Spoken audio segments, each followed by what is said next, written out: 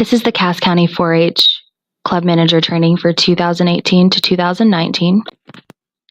This training is going to cover the expectations for clubs to charter, the office expectations regarding financial management, and club expectations as far as reporting monthly goes, and our expectations for solving problems within 4-H clubs.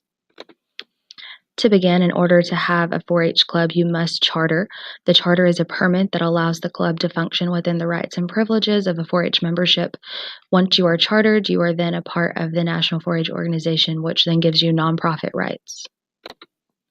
To begin the chartering process, you need to complete the charter application that is linked at the bottom of this slide. That application, once filled out, needs to be submitted to the county office. We need this charter application by July 10th so that we can meet our deadlines. The information that must be included on the chartering application is listed above. Financial management is key to managing a 4-H club accurately and adequately. The beginning of this is creating a budgeting plan, which needs to include the fundraisers that your club will be completing for the upcoming year, in addition to the ways that the money will be spent. That way we can ensure that the money is being spent in equitable ways that meet our equal opportunity standards that we have to abide by. Part of financial management is also keeping a record of purchases in the form of an inventory. So the forms for that are included in the folder that is linked on the presentation.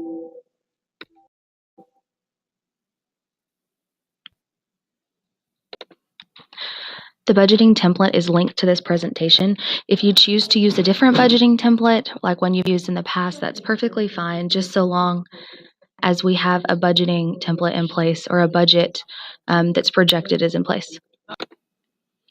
Maintaining a current inventory is key in club management so that if your club ever dissolves, we can make sure that all of the items that were purchased with 4-H funds return to the county to be distributed so that kids still have access to those items. There were a lot of questions regarding the nature of allowed fundraisers through the 4-H club, so at a later time we will be publishing a document that more specifically outlines what can and cannot be done as far as fundraising goes. Proper cash management practices for Texas 4-H Club can be found specifically linked below this presentation. In order to have a bank account, your club must be registered with an EIN. When naming your bank account, it cannot have the word extension or the term Cass County within the name. And you need to be very careful when selecting your check signers as they cannot be related. When your club is receiving funds, you need to make sure that you're keeping receipts accurately. The person who is collecting funds should also not be the person that makes payments through writing checks. When making payments from the 4-H fund, you need to make sure that there is a check request that is documented for the checks that are written so that we have a documentation that those funds were requested and are going to be used for something that meets the mission of the 4-H.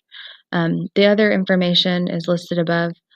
You can also include prepayment where an invoice is concerned. If you scroll down, there's more information about that.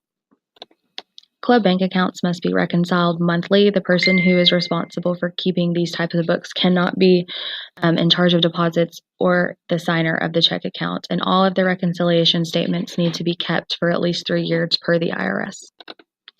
It's important to include your 4-H members on these financial processes as ultimately this money is theirs and is to be used to benefit them. So providing your 4-H club with financial reports given by the treasurer is really important.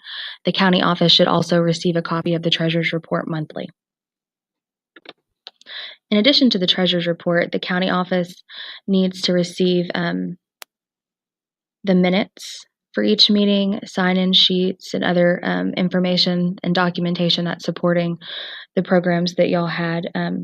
Anything that you want put in the county 4-H newsletter needs to be submitted to our office in a timely manner.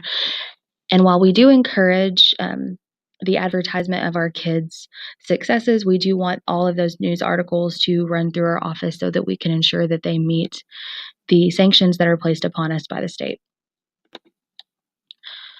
We really recommend that every club use the 4-H Code of Conduct and that this is something that is covered in a 4-H meeting at the beginning of the 4-H year, because we want club managers to be able to hold their children to a high standard of behavior. We also expect for conflict resolution to be handled at the club level unless there is another issue.